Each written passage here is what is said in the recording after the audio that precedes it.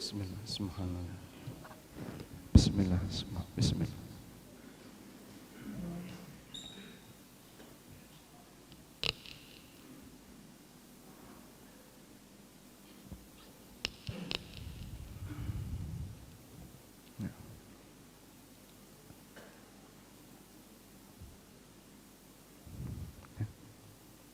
Assalamualaikum warahmatullahi wabarakatuh.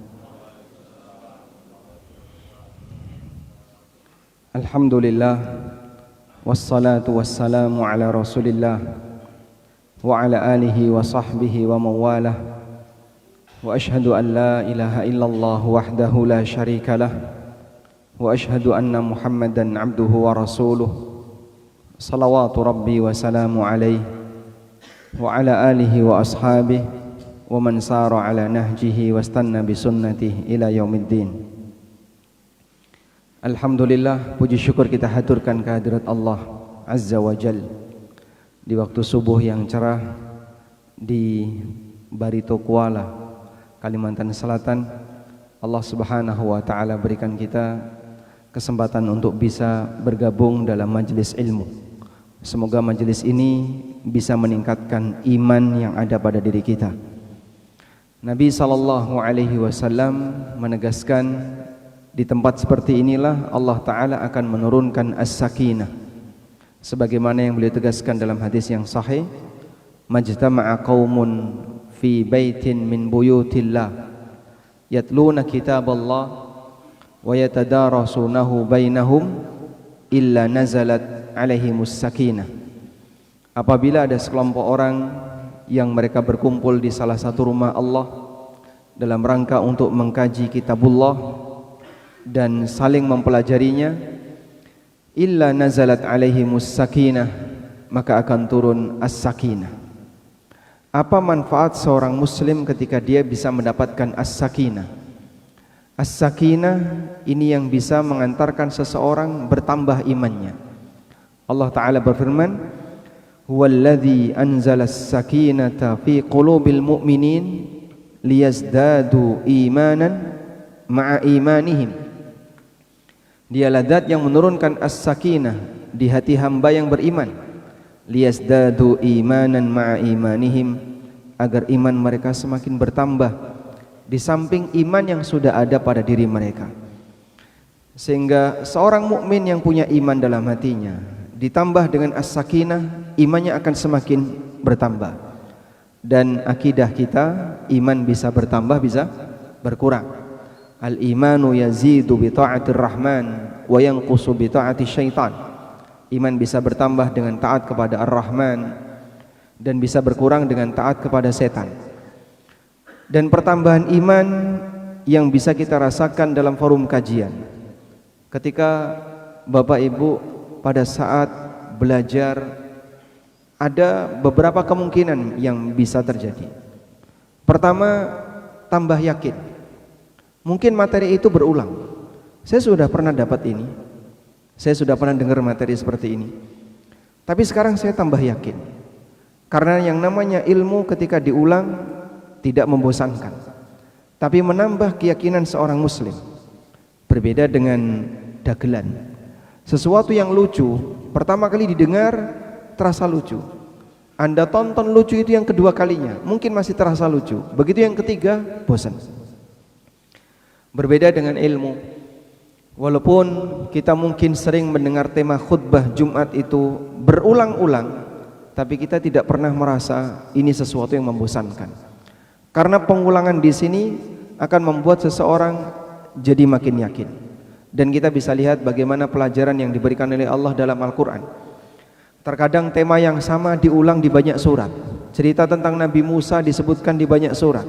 Cerita tentang Nabi Isa disebutkan di banyak surat. Demikian pula pelajaran tentang masalah tauhid diulang-ulang di banyak surat.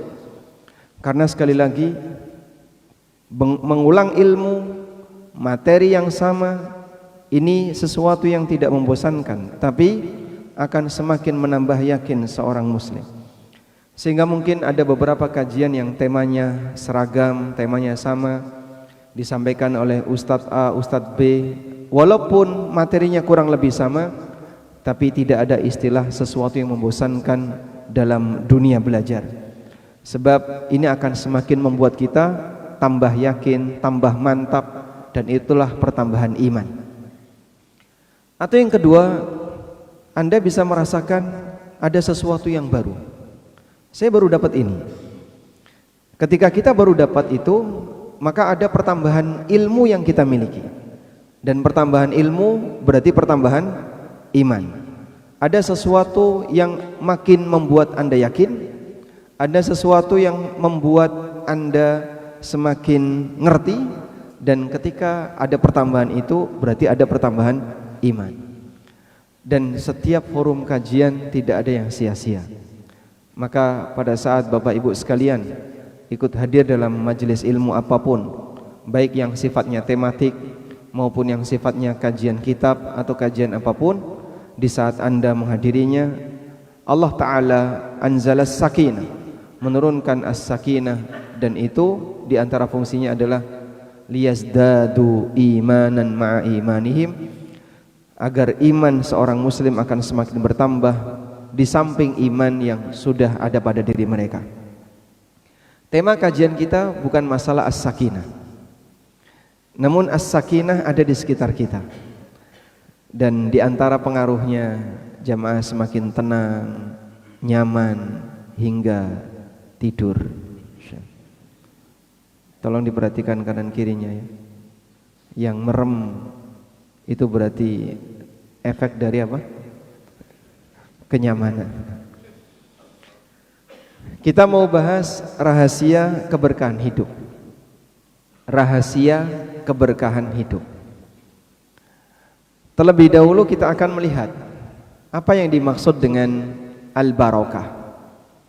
Karena banyak orang yang terkadang ingin mendapatkan keberkahan, sampai upaya yang dilakukan oleh manusia dalam rangka ngalap berkah itu diperjuangkan dengan melakukan berbagai macam tindakan yang kadang gak masuk akal. Sebab manusia akan melakukan tindakan apapun sesuai dengan keyakinannya, walaupun bertolak belakang dengan akalnya. Mana yang lebih kuat pengaruhnya, akal atau keyakinan? Mana yang lebih kuat pengaruhnya, keyakinan atau akal? Keyakinan atau akal? Keyakinan. Bagi mereka yang punya keyakinan dan dia mantap dengan keyakinannya, maka dia akan melakukan sesuatu sesuai dengan keyakinannya walaupun bertolak belakang dengan akalnya. Contohnya Pak, ada orang yang dia sampai mau melumuri badannya dengan kotoran karena dia anggap, dia meyakini bahwasanya ini adalah keberkahan. Misalnya Bapak lihat ya, orang perindapan ya, mereka kan punya keyakinan makanan itu semakin banyak tersentuh dengan badan tokoh tertentu, karena dalam ajaran India manusia itu berkasta ya. Kasta yang paling tinggi apa namanya? Brahma.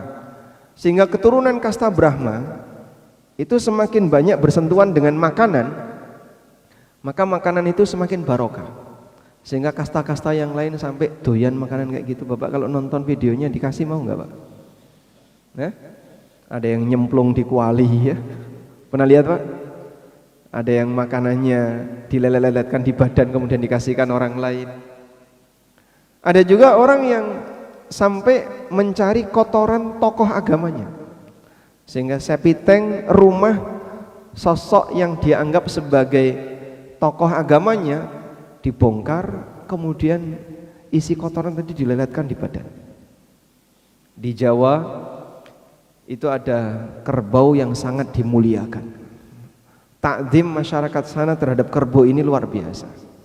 Pas tanggal 1 Syuro itu diarak, tanggal 1 Muharram ya, itu diarak. Begitu kerbau ini nelek keluar kotoran, kotorannya tadi diperebutkan kemudian diusapkan di badan. Bapak kalau dikasih nggak bakalan mau ya, tapi mereka sanggup untuk melakukan itu. Apa keyakinannya? Oh ini barokah, ini adalah sesuatu yang bisa mendatangkan barokah. Pada saat bulan Rajab, awal bulan Rajab ya, dari Kalteng ada yang sampai jalan kaki Dalam rangka apa, Pak? Awal Rajab ada apa? Ngalap barokah. Sehingga adalah barokahnya wali. Maka mereka meyakini dengan jalan kaki seperti ini akan semakin kuat perjuangannya sehingga nanti dapat syafaat di yaumil qiyamah. Itu semuanya berangkat dari keyakinan. Akal itu hilang ketika seseorang lebih mengedepankan yakin. Makanya kalau kemudian kita punya keyakinan yang salah, yang terjadi apa? Harapan itu ternyata zong, kosong. Orang punya keyakinan A, punya keyakinan B, punya harapan A, punya harapan B, sesuai dengan keyakinannya. Ternyata keyakinan itu salah. Maka yang terjadi apa? Harapannya adalah harapan yang kosong. Allah Subhanahu wa taala gambarkan dalam Al-Qur'an bagaimana amal orang kafir itu digambarkan oleh Allah seperti apa? Yahsabuhu seperti fatamurgana. Walladzina kafaru a'maluhum kasarabin biqi'atin yahsabuhu adh-dham'anu ma'a. Amalan orang kafir digambarkan oleh Allah seperti fata morgana yang ada di padang pasir. Artinya apa?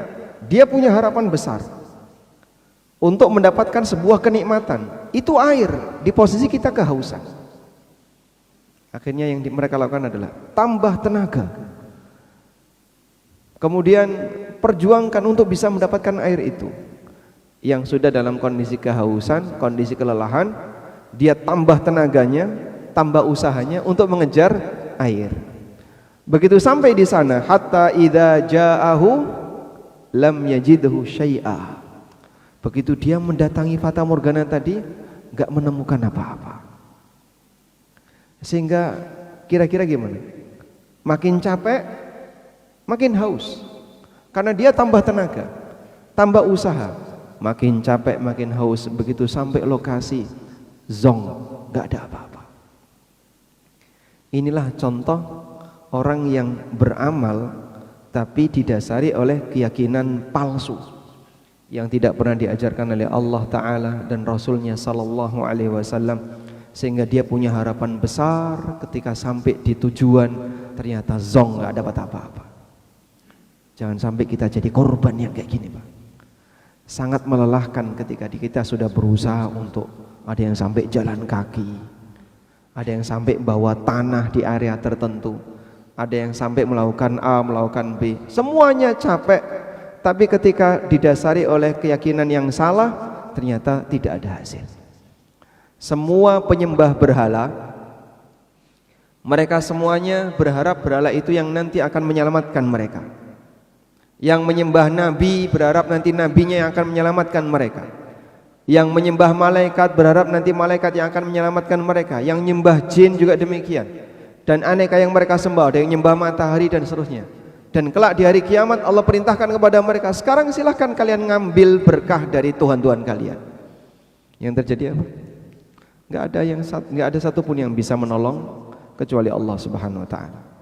Sehingga dulu mereka memperjuangkan untuk bisa menyembah kepada selain Allah, sampai ada yang sajen dengan menyembelih hewan, ada yang sujud kepada selain Allah, ada yang jalan kaki demi nadarnya kepada berhala tertentu, dan aneka perjuangan yang mereka lakukan, tapi ternyata nggak ada hasil sama sekali.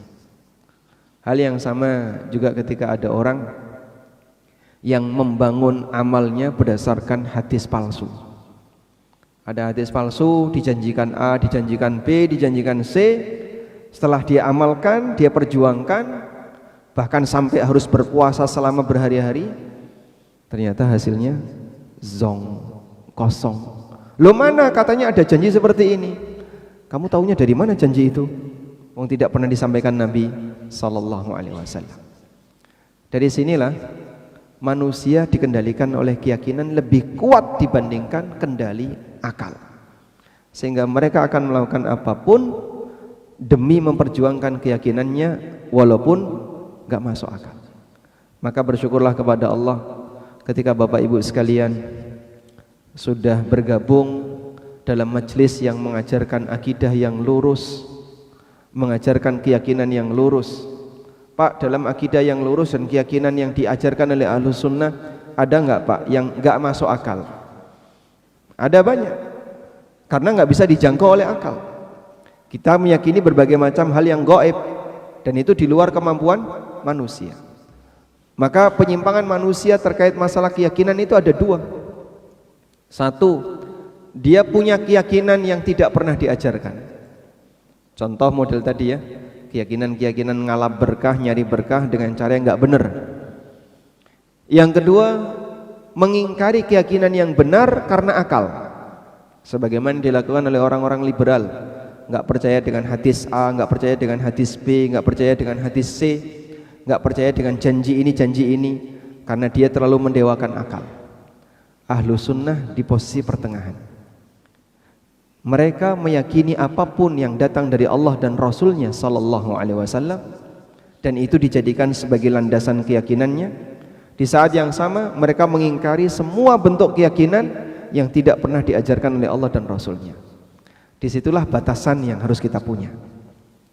Ada satu tesis yang ditulis oleh mahasiswa S2 di UIN Jakarta. Tesis ini mendapatkan penghargaan dari rektor UIN sampai dikasih pengantar dalam buku versi cetak ya.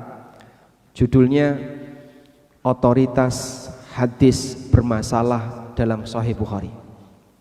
Jadi hadisnya semuanya sahih, diambilkan dari Sahih Bukhari.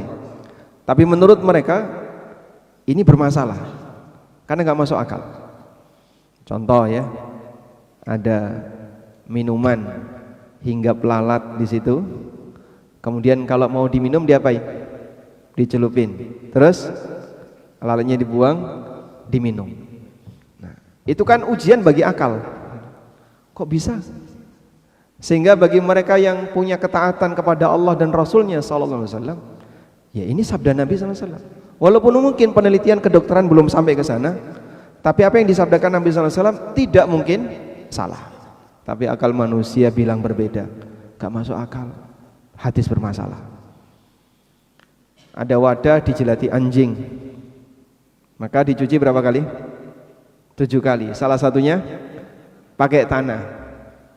Bagi mereka yang mengedepankan akal, ini apaan? Tanah kan makin kotor, nanti kalau ada telur cacing gimana? Sehingga gak diterima, karena akalnya ditaruh di depan, melebihi hadis Nabi Sallallahu Alaihi Wasallam. Belum lagi hadis-hadis yang lain yang menurut mereka itu bermasalah secara logika sehingga ditolak. Disinilah penyimpangan yang terjadi pada manusia berkaitan dengan akidah. Ada dua bentuk ini. Ada penyimpangan yang bentuknya meyakini sesuatu yang nggak benar, dan yang kedua ada akidah yang ditolak gara-gara orang berlogika, dan dua-duanya penyimpangan. Maka kita belajar akidah yang lurus untuk menghalangi yang pertama, dan yang kedua mengajarkan orang untuk taat, jangan sampai logikanya melawan akidah. Apalagi Pak, masyarakat kita banyak sekali keyakinan itu muncul dari latar belakang budaya masyarakat. Di Kalsel saya nggak tahu, kalau mungkin di Jawa banyak sekali Pak. Sehingga banyak sekali orang Jawa itu punya keyakinan tertentu. Ketika ditanya, dari mana kamu yakin kayak gini? Katanya sih mbah dulu kayak gitu, katanya nenek moyang kita dulu seperti itu, leluhur kita ngajarkan kayak gitu, jarene seperti itu, katanya jarene itu katanya ya, jarene seperti ini, jarene seperti ini. Misalnya ya, dalam urusan kematian kan banyak ya. Di sini kalau bulan Sya'ban nyebutnya bulan apa? Sya'ban, tidak ada nama yang lain. Di Jawa bulan Sya'ban itu disebut dengan bulan Ruwah. Kalau Suro itu Muharram. Bulan Ruwah, kenapa disebut bulan Ruwah? Dari kata arwah. Karena mereka punya keyakinan saat bulan Sya'ban arwah gentayangan balik ke rumahnya untuk dikirimi doa. Berangkat dari mana keyakinan kayak gini? Yo katanya dan katanya itu. Dan itu banyak sekali ya. Mungkin di Kalsel nggak ada ya? Nggak ada. Maka keyakinan yang bersumber dari budaya berbeda-beda antara satu budaya dengan budaya yang lain. Menurut orang Kalsel Pak, Bulan Muharram itu bulan sial atau bukan? Bukan. Jadi di sini mengadakan hajatan bulan Muharram santai aja ya. Santai aja, nggak ada masalah. Nggak ada masalah. Bagi orang Jawa, Pak, bulan Muharram bulan sial. Ngadain hajatan bulan Muharram ditakuti semua orang. Mungkin undangan nggak mau datang, Pak. Karena itu dianggap sebagai bulan sial untuk hajatan. Sehingga di sana pas bulan Muharram yang punya persewaan tenda itu tutup. Karena nggak ada orang hajatan ketika itu. Dan itu tiba-tiba muncul di masyarakat, berangkat dari apa tadi? Katanya dan katanya, keyakinan yang ada karena pengaruh budaya. Makanya nanti saat kita belajar masalah akidah Ahlus Sunnah, akidah yang lurus, nanti kita akan bertabrakan dengan seperti ini. Jadi prinsipnya adalah menghalangi, membatasi masyarakat jangan sampai ada keyakinan salah yang muncul dari diri mereka. Dan yang kedua, menanamkan kepada masyarakat untuk tunduk kepada keyakinan yang benar yang ada dalam Al-Quran dan Sunnah, yang ini digugat oleh orang-orang liberal sehingga mereka tidak mau meyakininya. Baik, selanjutnya berbicara tentang keberkahan, pertama kita perlu paham dulu apa makna barokah. Al-barakah semuanya datang dari Allah. Sebagaimana penegasan yang diberikan oleh Nabi SAW, al-barakatu minallah. Al-barakah itu datang dari Allah. Sebab dialah zat yang menciptakan semua kebaikan. Dan Allah memberikan kebaikan itu kepada sebagian hambanya, melebihi yang lain. Makna barakah secara makna bahasa ada dua. Yang pertama adalah an-numu waz-ziyadah. Sesuatu yang kebaikannya terus bertambah. Sedangkan makna yang kedua secara bahasa, al-barakah bimakna ad-dawam, sesuatu yang menetap. Onta yang menderum itu dalam bahasa Arab disebut dengan barika al-ibil, onta berkah, maksudnya onta menderum karena dia menetap di satu tempat. Dari sisi makna bahasa ini, maka dijelaskan secara makna istilah bahwa berkah adalah sesuatu yang menghasilkan kebaikan yang terus bertambah dan dia menetap. Karena itu di antara nama sumur dalam bahasa Arab adalah birkah.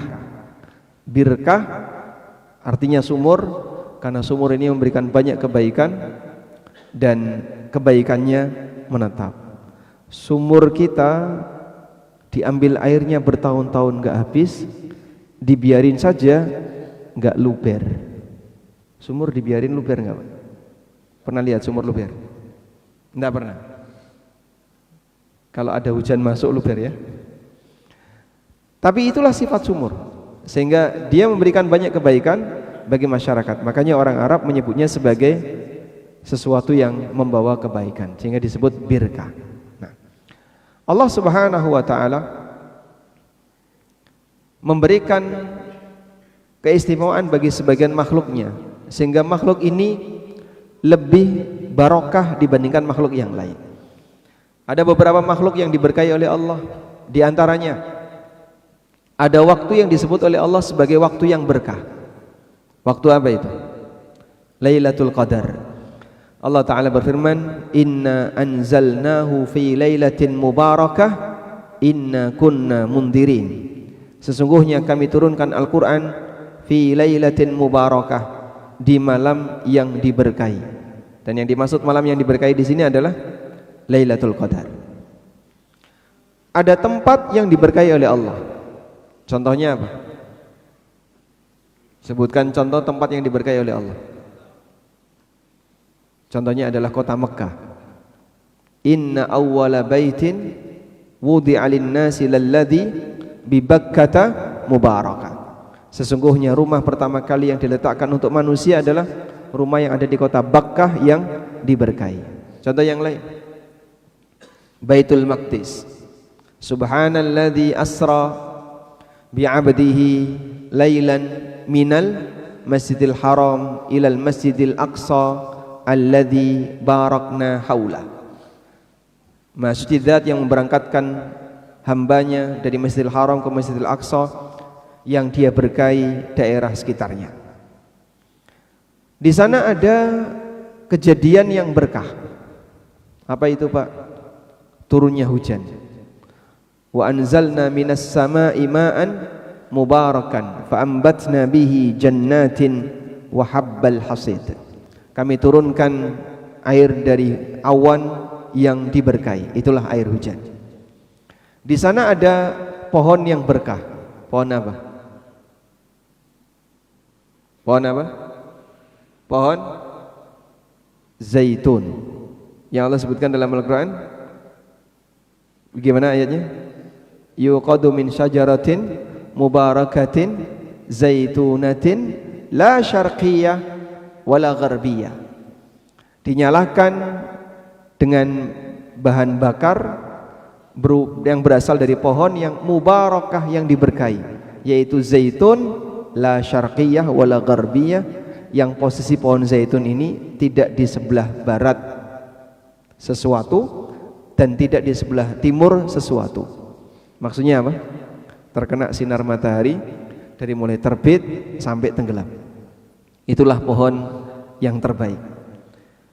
Kemudian di sana juga ada manusia yang berkah. Contohnya siapa? Para nabi. Nabi Isa alaihissalatu wassalam, beliau ketika berbicara pada saat bayi mendeklarasikan wa ja'alani mubarakan aynama kuntu wa awsani bis salati waz zakati ma dumtu hayya. Allah jadikan aku sebagai hamba yang diberkahi dimanapun aku berada. Nah, semua ini adalah makna keberkahan yang diberikan oleh Allah Subhanahu wa taala kepada makhluknya. Pertanyaannya adalah, bentuk keberkahannya itu kayak apa, Pak? Ya sesuai dengan jenisnya. Keberkahan Lailatul Qadar bentuknya adalah siapa yang beribadah ketika itu pahalanya dilipat gandakan. Keberkahan kota Mekah dan Baitul Maqdis, maka bentuknya adalah siapa yang beribadah di tempat itu pahalanya akan dilipat gandakan, dan seterusnya. Dan banyak orang yang salah ketika ngambil berkah karena dia keliru tata caranya. Contoh ya, ada orang yang ngalap berkah kota Mekah dengan cara ngambil kerikilnya terus dibawa di Indonesia lalu dijual di marketplace tanah Mekah. Boleh nggak kayak gini, Pak? Ini salah ngambil berkah. Ada orang yang ketika dia berada di tempat tertentu kemudian dia yakini itu berkah, lalu dia ngambil kerikil yang ada di situ, dia ngambil tanah yang ada di situ. Enggak benar kayak gini. Keberkahan kalau memang itu adalah tempat yang berkah, tata caranya bukan mengambil tanahnya, tapi tata caranya adalah kau beribadah di situ, maka kau akan mendapatkan pelipatan pahala. Dan masih banyak lagi cara orang yang salah ketika ngalap berkah. Ada satu cerita ya. Udah pernah dengar ceritanya belum, Pak? Hah? Biar tambah yakin. Ada salah seorang ustadznya. Beliau wallahu alam menyaksikan sendiri ataukah dapat dari yang lain, tapi beliau yang cerita ke saya. Pada saat musim panas ya, Madinah itu lebih panas dari Mekah. Suatu ketika pas sholat duhur ada orang yang masuk Masjid Nabawi. Orang Arab, Pak, masuk Masjid Nabawi dengan penampilan Arab, pakaiannya pakaian Arab ya. Lalu setelah di dalam Masjid Nabawi, beliau mendekat ke salah satu tiang di Masjid Nabawi. Di bawah tiang itu ada apa? AC. Dia taruh tangannya begini, kemudian diusapkan ke muka, ditaruh lagi, diusapkan ke muka. Di belakangnya ada orang Indonesia memperhatikan. Oh, kayak gini. Begitu orang Arab ini pergi, orang Indonesianya maju. Kemudian tiangnya tadi langsung diusap-usap. Dikiranya ini adalah tiang yang berkah. Itu bisa langsung viral itu ya. Di sini tempat orang Arab ngalap berkah. Padahal maksudnya apa tadi? Mendinginkan badan dengan AC. Nah itu contoh nyata. Sebenarnya banyak orang yang terkadang salah ketika dia nyari berkah, sehingga tempat yang barokah malah disalahgunakan. Saya pernah lihat ada ibu-ibu yang bawa 2 kresek isinya baju, mendekat ke Ka'bah dan waktu itu tahun 2010 ya. Masih cukup sepi ketika orang tawaf. Dia keluarin baju tadi, diusapkan di Ka'bah. Dimasukkan lagi ke dalam kresek, kemudian dia keluar. Jadi dia datang cuman ingin mengusapkan baju tadi dengan Ka'bah. Kalau dia mengusapkan itu untuk nyari wanginya Ka'bah, jadi nempel parfum di situ, oke lah, tidak masalah. Tapi masalahnya bukan itu, Pak. Yang dia cari apa?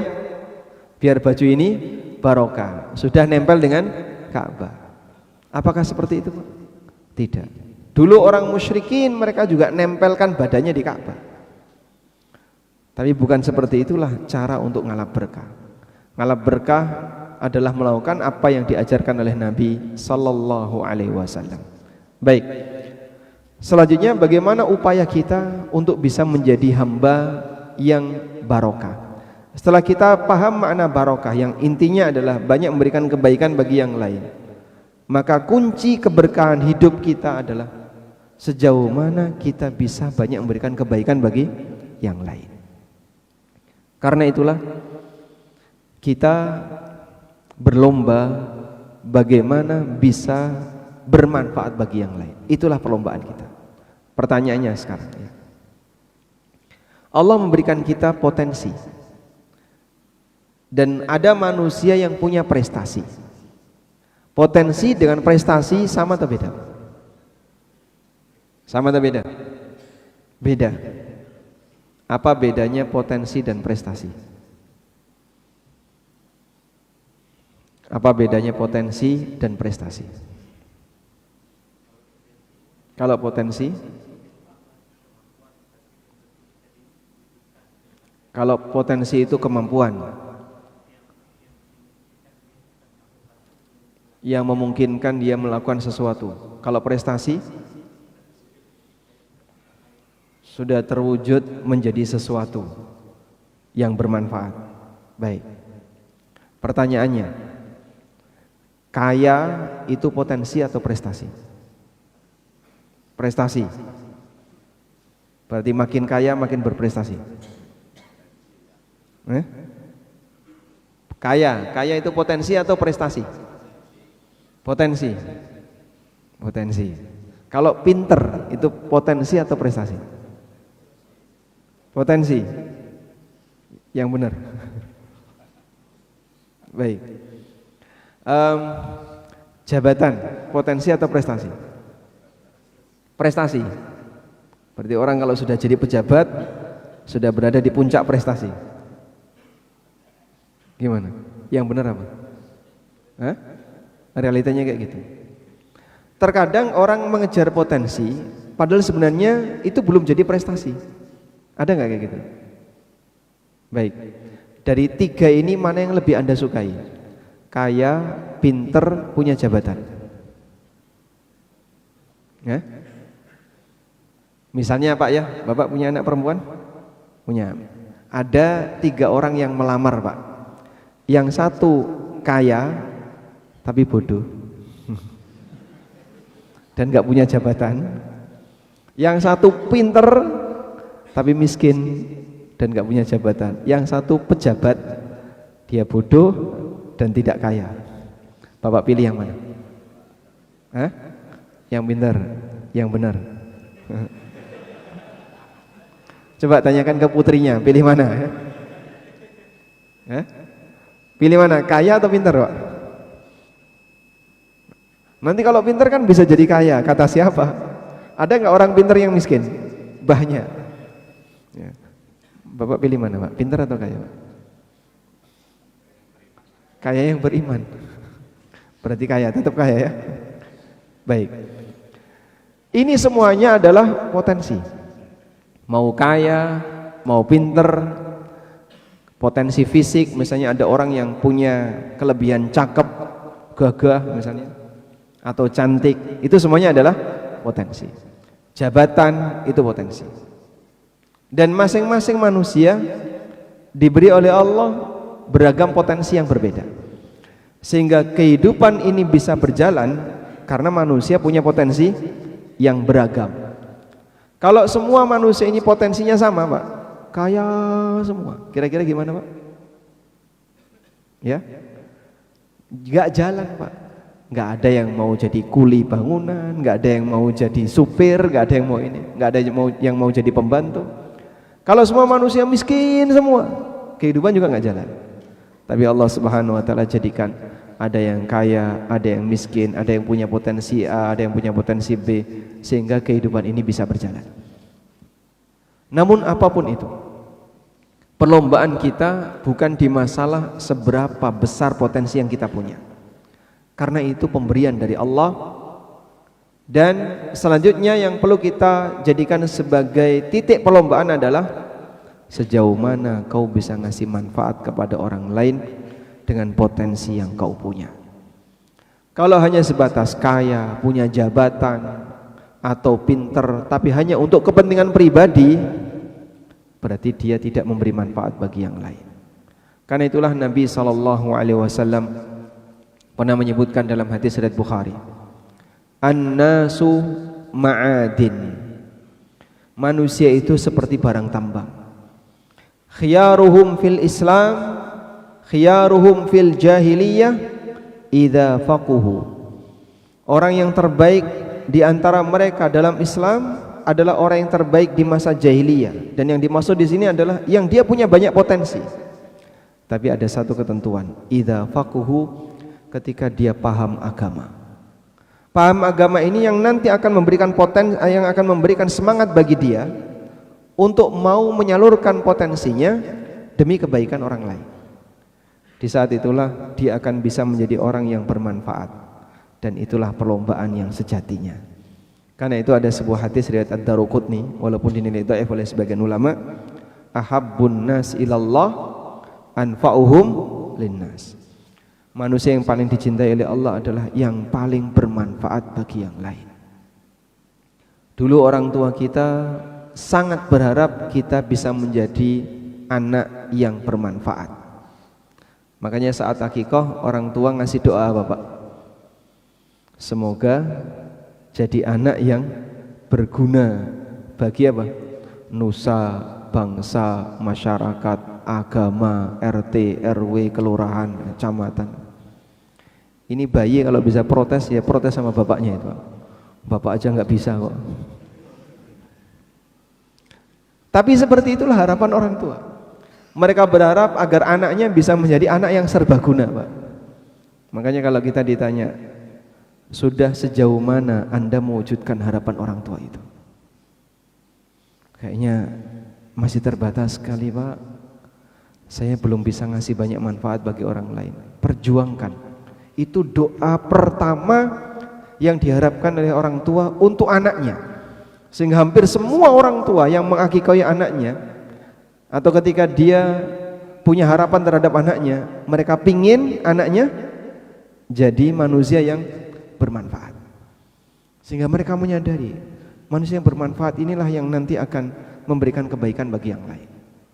Maka perhatikan potensi kita masing-masing. Nabi SAW menggambarkan kita seperti barang tambang.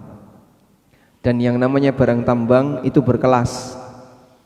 Ada barang tambang golongan A, ada barang tambang golongan B, ada golongan C. Harganya sama atau beda? Beda. Ada yang sedikit mahal, ada yang segunung murah. Begitu Pak ya? Dalam satu bangunan ini ada berapa barang tambang? Di sini ada emas nggak? Mungkin di sini ada logam yang kecil tapi mahal. Beberapa logam yang tersimpan di alat elektronik itu, AC, lampu. Mungkin ada tungsten. Tungsten ini mahal ya. Dia berfungsi dengan sangat maksimal, menghasilkan manfaat yang besar, tapi sedikit ya. Kebutuhannya cuma sedikit. Nah ini mahal. Tapi ada yang tanah uruk murah ya. Namun semuanya saling membutuhkan. Anda tidak mungkin bangun rumah semuanya pakai emas. Anda butuh kerikil, Anda butuh batu, Anda butuh tanah uruk. Maka itulah kehidupan kita. Masing-masing diberi oleh Allah potensi, dan kita saling membutuhkan. Sehingga yang perlu kita pikirkan adalah bagaimana kita bisa memberikan kebaikan bagi yang lain dengan potensi apapun yang Allah Subhanahu wa taala berikan kepada kita. Bersyukur bagi mereka yang punya potensi lebih besar, sehingga dia bisa punya banyak manfaat yang lebih luas. Walaupun ada juga peluang memberi manfaat yang lebih kecil bagi mereka yang diberi potensi oleh Allah dengan potensi yang lebih terbatas. Pak Ustadz, saya bisanya hanya bersihkan toilet masjid. Tidak masalah. Orang lain butuh bapak walaupun kemampuan bapak cuma bersih-bersih. Orang lain butuh bapak meskipun kemampuan bapak cuma angkat-angkat. Tapi kita semuanya perlu kerjasama untuk memberi manfaat apapun yang bisa kita berikan kepada orang lain dengan potensi yang kita punya. Itulah kunci dari keberkahan kehidupan. Wallahu ta'ala alam. Mungkin itu yang bisa kita bahas. Semoga bermanfaat. Sampai jam berapa kita?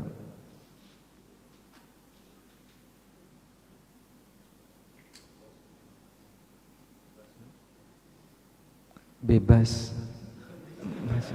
Maksudnya bebas nih. Baik, mungkin ada yang mau disampaikan, kami persilakan. Tidak ada? Walhamdulillah. Baik, mikrofon Pak.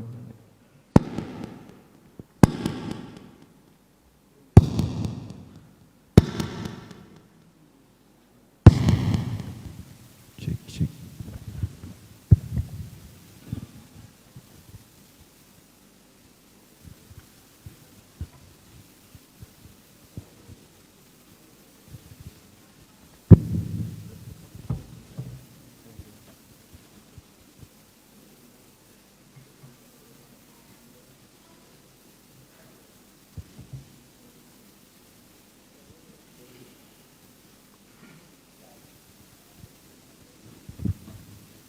Baik, diberikan kesempatan, mikrofon sudah siap. Kalau ada yang mau menyampaikan sesuatu, silakan. Fadhal. Waalaikumsalam warahmatullahi wabarakatuh. Saya mempunyai seorang ibu yang hidup 1 tahun. Ibu saya ini mempunyai keyakinan setiap malam Jumat itu baca Yasin. Setiap malam Jumat baca Yasin. Setiap malam Jumat itu ibu saya menyuruh baca Yasinan. Cuman saya itu kadang saya kasih penjelasan ini bukan ajaran yang bagus untuk kita. Cuman kalau mau belajar Al-Kahfi kata saya, baca surat Al-Kahfi. Cuman ibu saya itu tidak, qadarullah nggak bisa baca Al-Quran, nggak bisa, bahkan untuk bacaan sholat itu masih agak kurang benar itu Ustaz. Itu aja, mohon sarannya agar ibu saya itu bisa menerima kalau kita kasih nasihat. Jazakallahu khairan. Tayyib. Memang ada beberapa surat yang punya keutamaan tertentu, baik yang berasal dari informasinya berasal dari hadis sahih atau hadis yang bermasalah. Maka ketika kita mengejar keutamaan itu, tentu saja kita batasi hanya yang berasal dari hadis yang valid, yang sahih. Karena sekali lagi mengejar keutamaan akan ada hasil jika kita memiliki landasan yang kuat, yang valid. Di antaranya adalah keutamaan surat Yasin atau surat Al-Kahfi atau surat Al-Mulk atau surat-surat yang lain. Yang sudah ada hadis sahihnya silahkan Anda amalkan. Tapi kalau hadis yang bermasalah, ya kita takutkan nanti ketika sudah diamalkan ternyata zong, tidak ada hasil seperti yang kita harapkan. Itulah yang kita hindari. Oleh karena itu membatasi diri dengan hadis yang sahih dalam hal ini, dalam mengejar keutamaan-keutamaan amal, itu yang seharusnya dilakukan oleh seorang muslim. Al-Kahfi sendiri sempat diperselisihkan dalam diskusi yang terjadi di kalangan para ulama di sekitar kita. Ada yang mengatakan hadisnya dhaif jiddan, sehingga tidak bisa terangkat untuk dijadikan sebagai amalan rutin setiap malam Jumat atau hari Jumat. Dan itu sempat geger di kalangan teman-teman ahlu sunnah ketika keluar fatwa dari Perhimpunan Al-Irsyad, Perhimpunan Fatwa atau Dewan Fatwa Perhimpunan Al-Irsyad. Demikian pula pembahasan tentang Yasin. Kalau kemudian kita sepakat bahwasanya hadis tentang keutamaan Yasin tidak ada yang sahih, ya, maka kurang lebih juga kasusnya sama yang terjadi pada surat Al-Kahfi. Nah, saya dalam hal ini tidak punya banyak pengetahuan tentang masalah hadis, sehingga mungkin Anda bisa tanyakan kepada asatidzah yang lain. Ada enggak hadis-hadis sahih berkaitan dengan keutamaan surat Yasin, surat Al-Kahfi, dan untuk perbedaan pendapat dalam masalah ini yang rajih yang mana? Mungkin kalau ada Ustadz Haikal bisa ditanyakan ke beliau sebagai orang yang lebih mumpuni dalam masalah ilmu hadis. Selanjutnya, di posisi ketika orang tua kita punya keyakinan tertentu dan itu keyakinan bermasalah, perjuangkan jangan sampai keyakinan itu dibawa mati oleh yang bersangkutan. Apalagi kalau itu adalah keyakinan klenik dan berbau tahayul atau khurafat. Misalnya keyakinan sial tentang hari-hari tertentu, atau keyakinan sial tentang waktu tertentu. Itu kan banyak. Tiarah-tiarah seperti ini harusnya hilang, sehingga mereka perlu dikasih edukasi pelajaran ya, tentang bahaya membawa dosa syirik kecil sampai mati. Ya, walaupun ini tidak sampai pada tingkatan syirik besar, tapi kalau sampai ini ke bawah mati, berarti mereka meninggal dalam kondisi membawa dosa syirik. Dan membawa dosa syirik sampai mati dalam arti dia belum bertaubat, belum membuang keyakinan itu sebelum meninggal dunia, ini berbahaya. Atau ada orang yang mungkin punya keyakinan tentang jimat. Dia meyakini bahwasanya jimat ini bisa bermanfaat.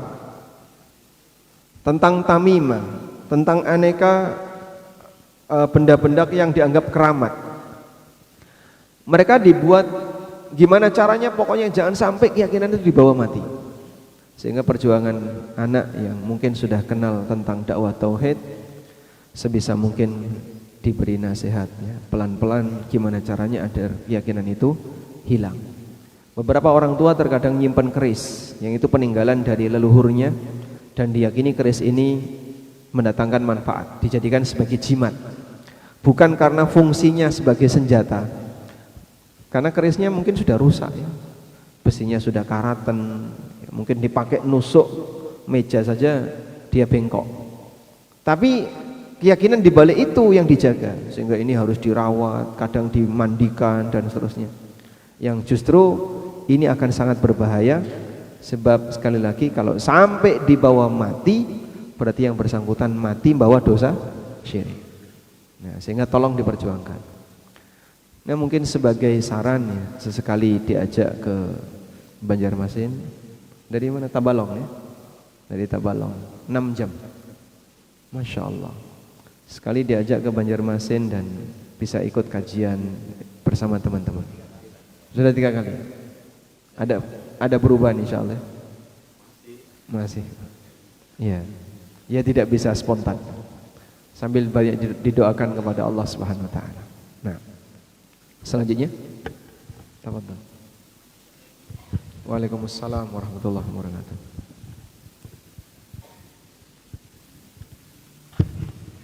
Wan Ustadz izin bertanya beberapa hal. Yang pertama, apa hukumnya menabung atau menyimpan uang di bank konvensional selama tidak ada bank syariah yang ada di dekat daerah tempat kita tinggal? Terus jika ternyata ada bank syariah dekat tempat kita tinggal, apa yang sebaiknya kita lakukan? Yang kedua, ini mengenai masalah adab tentang menghormati menghormati para guru suatu pondok pesantren. Di situ para santrinya disuruh berdiri menghormati para guru atau membungkuk bila hendak melewati guru tersebut. Apakah adab seperti itu bisa dibenarkan sesuai syariat? Apakah adab itu yang seperti itu bisa mendatangkan keberkahan? Terus bagaimanakah sebaiknya adab seorang santri terhadap guru sesuai dalil yang sahih? Barakallahu fiik, mohon penjelasannya Ustaz. Assalamualaikum warahmatullahi wabarakatuh. Waalaikumsalam warahmatullahi wabarakatuh. Bagaimana kalau tidak ada bank syariah di sebuah daerah tertentu? Boleh enggak kita nyimpen uang di bank konven? Pertama, di antara yang dijaga dalam syariat kita adalah harta. Bahkan ini masuk dalam ad-daruriyat al-khams, 5 hal prinsip yang dijaga oleh syariat. Di antaranya adalah hifdzul mal, menjaga harta. Dan bahkan Nabi SAW jadikan harta ini sebagai bagian dari kehormatan atau properti yang tidak boleh diganggu. Pada saat beliau khutbah Arafah, beliau tanya kepada para sahabat, "Atadruna ayu yaumin hadha? Wa ayu syahrin hadha? Wa ayu baladin hadha?" Kalian tahu kita sekarang ada di mana? Kita sekarang di hari apa? Kita sekarang di bulan apa? Kalian tahu apa ini tempat? Semua sahabat tidak ada yang jawab. Karena pertanyaan ini bukan pertanyaan untuk diberikan jawaban, namun Nabi SAW mau menyampaikan sesuatu. Akhirnya beliau SAW mengatakan, "Inna dima'akum wa a'radakum wa amwalakum haramun alaikum kahurmati yaumikum hadha wa fi syahrikum hadha wa fi baladikum hadha." Sesungguhnya darah kalian, kehormatan sama kalian, harta sama kalian haram untuk diganggu oleh orang lain, sebagaimana haramnya mengganggu kemuliaan hari ini, bulan ini, di tempat ini. Artinya di situ ada kemuliaan berlapis, sehingga Nabi SAW menyamakan kehormatan seorang muslim, darah seorang muslim, harta seorang muslim harus dijaga, tidak boleh diganggu, sebagaimana orang tidak boleh ganggu waktu yang mulia di tanah yang mulia. Dan ini menunjukkan bagaimana pentingnya menjaga harta orang lain. Jangan sampai kita makan harta orang lain dengan cara yang batil. Baik, termasuk juga pemiliknya. Maka pemiliknya menjaga dengan cara letakkan harta itu di tempat yang aman. Ya, bagi para suami, harta harus dijauhkan dari jangkauan anak-anak dan istri. Betul Pak? Enggak benar? Sehingga boleh nggak Pak mengamankan duit itu di bank? Karena kalau ditaruh di bawah bantal hilang. Siapa yang ngambil?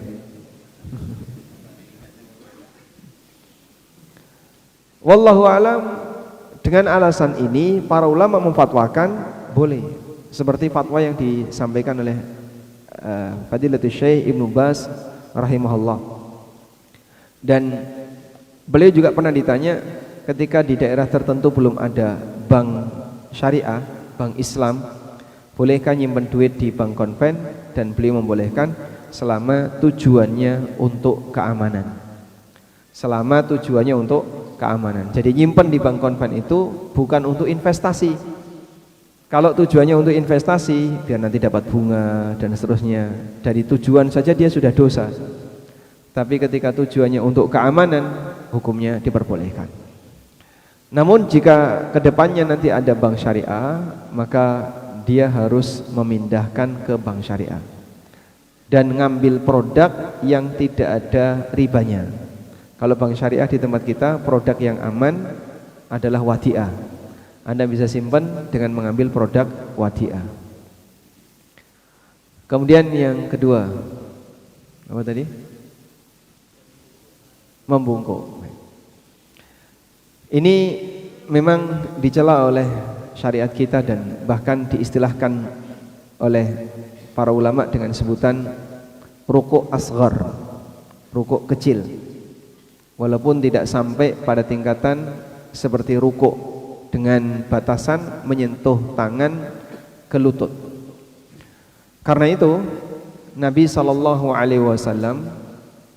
melarang bentuk penghormatan kepada sesama muslim, baik yang lebih senior maupun yang punya kelebihan yang lain, dengan cara membungkuk atau ya, dengan cara berdiri pada saat dia datang.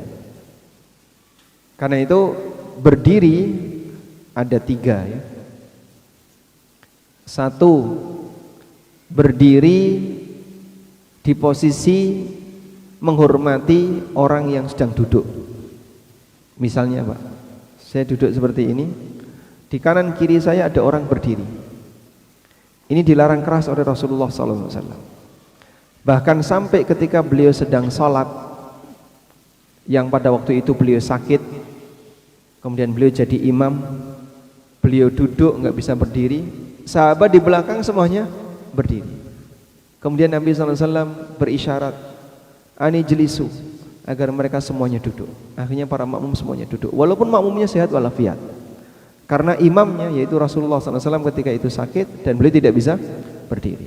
Selesai sholat, beliau SAW menyampaikan, hampir saja kalian melakukan seperti praktek yang dilakukan oleh orang-orang sombong, di mana rajanya duduk, sementara para punggawa-punggawa kerajaan semuanya berdiri di kanan kirinya. Ya. Maka dalam forum apapun tidak boleh ada seperti itu ya. Jadi yang ngisi pengajian duduk, kanan kirinya ada bagian pengamanan, ya, bodyguard yang berdiri, tidak boleh. Ya. Semuanya harus duduk. Yang kedua, berdiri diam menyambut. Ada orang datang, mari kita sambut dengan berdiri. Kemudian semuanya berdiri. Kepada para wisudawan dimohon untuk berdiri ya, karena ada rektor yang mau masuk ke tempat wisuda. Boleh kayak gini? Dilarang oleh Nabi SAW. Dan beliau juga memberikan ancaman, siapa yang ingin masuk neraka dan siapa yang suka ketika ada orang yang dia datang kemudian menyambutnya dengan cara dia berdiri, maka siapkan dirinya untuk masuk neraka. Jadi sampai ada ancaman masuk neraka gara-gara praktek seperti itu. Karena itulah dulu beberapa sahabat ketika diperlakukan yang sama beliau marah, dan beliau tidak ingin dilakukan seperti itu karena Nabi SAW melarangnya. Yang ketiga, berdiri menyambut. Bentuknya gimana? Bergerak mendekat, sehingga saat guru datang dia berdiri untuk menyalami yang bersangkutan atau berdiri mendekat kepada yang bersangkutan. Nah seperti ini hukumnya diperbolehkan, sebagaimana yang dilakukan oleh Nabi SAW dengan Fatimah radhiyallahu anha. Saat Nabi SAW bertamu ke rumahnya Fatimah, Fatimah berdiri menyambut Rasulullah SAW yang datang. Saat Fatimah datang ke rumah Nabi SAW, Nabi SAW berdiri menyambut Fatimah. Kami ulangi ya, berdiri menghormati dengan berdiri menyambut berbeda. Berdiri menghormati cuman berdiri diam, tapi dia tidak mendekat.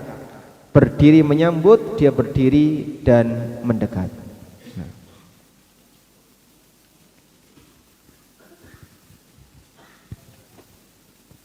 Di sini meraih berkah itu dengan ke kubur keramat, haul, masang foto ulama. Bagaimana kita sebagai ahlu sunnah meraih berkah sesuai sunnah? Meraih berkah sesuai sunnah, kalau yang dicari berkahnya ulama adalah dengan cara kau belajar kepadanya, kau duduk di majelisnya, perhatikan bagaimana akhlaknya, tiru akhlaknya, bukan nyari ludahnya. Ada istilah guru sembur. Tahu guru sembur? Yang dicari apa? Semburannya. Sehingga orang datang ke situ bukan untuk belajar ilmu, tapi untuk mencari pengobatan alternatif. Dari apa? Air ludahnya sang guru. Apakah seperti itu yang diajarkan Nabi SAW? Abu Bakar tidak disikapi demikian, demikian pula sahabat-sahabat senior yang lainnya. Maka ngalap berkahnya ulama bukan dengan majang fotonya. Justru seperti ini praktek yang dilakukan oleh orang-orang Nasrani. Namun ngalap berkahnya ulama adalah dengan cara belajar dari sejarahnya. Karena itulah kita diajarkan untuk membaca manakib. Manakib Imam Syafi'i misalnya, atau manakib Imam Ahmad, boleh enggak? Boleh, bukan hanya sebatas dibaca sehingga teksnya yang diyakini berkah, bukan. Hanya satu yang punya manfaat ketika dibaca berpahala, yaitu Al-Quran. Selain itu bisa bernilai manfaat dengan cara dipelajari dan ditiru, seperti cerita-cerita orang-orang soleh masa silam. Sehingga bukan cuma dibaca manakib Imam A, manakib sahabat B, sahabat C, bukan dengan cara dibaca saja, tapi dipelajari isinya. Wallahu a'lam. Ya. Cukup? Sampai?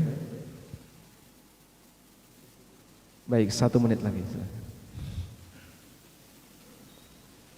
Gimana? Jadi enggak? Oh jadi. Waalaikumsalam warahmatullah. Enggak sempat bertanya kemarin Ustaz di pertemuan kemarin. Mengutip itu Ustaz, dosa-dosa muamalah yang sering diremehkan kemarin. Bismillah, apa hukumnya Ustaz?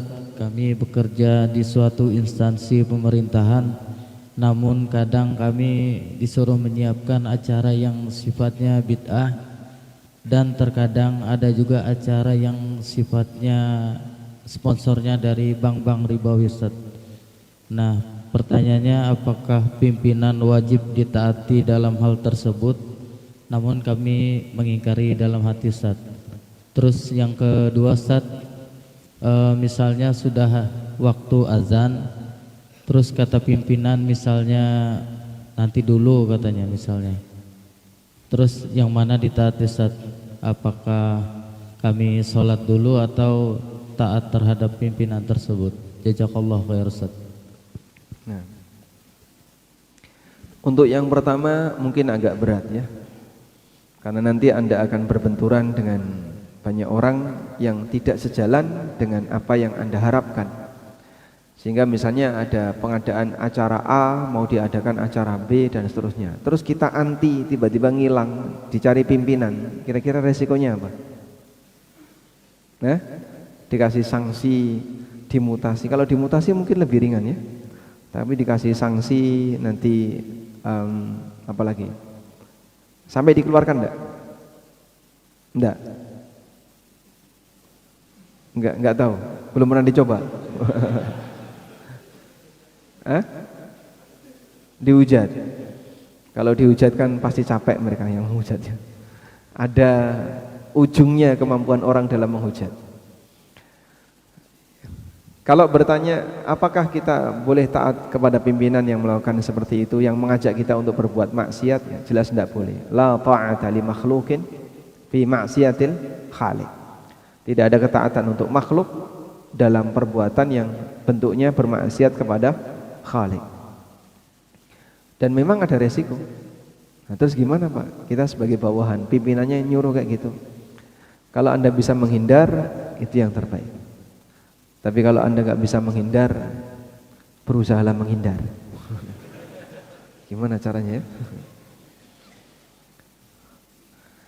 Selanjutnya untuk yang kedua, kalau pimpinan menyuruh pada saat sudah masuk waktu sholat, menyuruh untuk menunda sholat, sebaiknya kita sholat sendiri atau nunggu rapat selesai sampai kemudian nanti bisa sholat berjamaah. Baik, di sini ada kaidah. Fardul kaifiyah muqaddamun ala fardil waqti. Memperhatikan kesempurnaan tata cara ibadah itu lebih didahulukan, lebih baik daripada memperhatikan ketepatan waktu. Saya ulangi ya, memperhatikan kesempurnaan tata cara ibadah lebih diutamakan daripada memperhatikan ketepatan waktu. Sehingga kalau Anda sholat di awal waktu, namun ini kurang sempurna dengan sholat di akhir waktu, tapi lebih sempurna, maka pilih yang kedua. Karena ketika Anda sholat di akhir waktu, Anda bisa lakukan lebih baik. Maka pilihannya sekarang, sholat di awal waktu sendirian, atau ditunda dan nanti bisa jamaah. Pilih mana? Yang kedua. Karena jamaah ini bagian dari kesempurnaan pelaksanaan, selama tidak sampai keluar dari waktu sholat. Udah? Sehingga kalau misalnya masuk waktu duhur, terus pimpinan meminta misalnya adzannya jam 11:30, lalu pimpinan minta tunggu saja nanti sampai jam 12 kita sholat bareng, maka lebih baik Anda nunggu agar nanti bisa berjamaah. Ada orang naik pesawat, Landing sampai di bandara jam 5 sore. Masih kekejar untuk sholat asar. Maghrib jam 6 kurang seperempat. Masih ada waktu kurang lebih 45 menit dari landing. Ya mungkin delay ketika parkir 15 menit lah, sampai bisa keluar dari pesawat setengah jam. Masih memungkinkan. Pilih mana? Sholat di atas pesawat, tapi nggak bisa berdiri, tidak bisa rukuk dengan sempurna, tidak bisa sujud, bahkan mungkin tidak bisa menghadap kiblat. Atau sholat di bandara, tapi dia bisa berdiri, bisa rukuk sempurna, bisa menghadap kiblat, bisa sujud sempurna, dan seterusnya. Pilih yang mana? Yang kedua. Karena di posisi yang kedua ini Anda bisa kerjakan dengan lebih sempurna. Karena itulah Nabi SAW melarang la salata bihadrati ta'am wala huwa yudafi'uhul akhbathan. Tidak ada salat ketika orang sedang menahan buang air, menahan ingin buang air, atau dia ingin makan sementara makanan sudah dihidangkan. Artinya gimana? Di posisi ketika waktu salat sudah masuk, tapi kau punya hajat yang ini nanti akan ganggu pikiran, maka lebih baik dahulukan hajatmu, tunda salatmu. Tujuannya apa? Menunda waktu sebentar ini menyebabkan kau bisa sholat lebih sempurna, biar lebih khusyuk, lebih fokus, daripada ketika dia sholat tapi mikir kapan selesai sehingga ingin segera ke toilet misalnya. Mungkin dia telat tapi dia bisa lebih fokus ketika sholat. Wallahu a'lam. Walhamdulillahirabbil alamin. Baik, demikian yang bisa kita bahas. Ini fungsinya untuk apa ini? Untuk masjid kan? Ini untuk masjid dalam program tebar 1000 buku tafsir salat gratis untuk masjid se-Indonesia, dan Masjid Utsman bin Affan Barito Kuala termasuk yang mendapatkannya nanti bisa ditaruh di perpustakaan agar bermanfaat bagi jamaah. Wassallallahu ala nabiyyina Muhammadin wa ala alihi wa sahbihi wasallam. Wa akhiru da'wana alhamdulillahi rabbil alamin. Wassalamualaikum warahmatullahi wabarakatuh.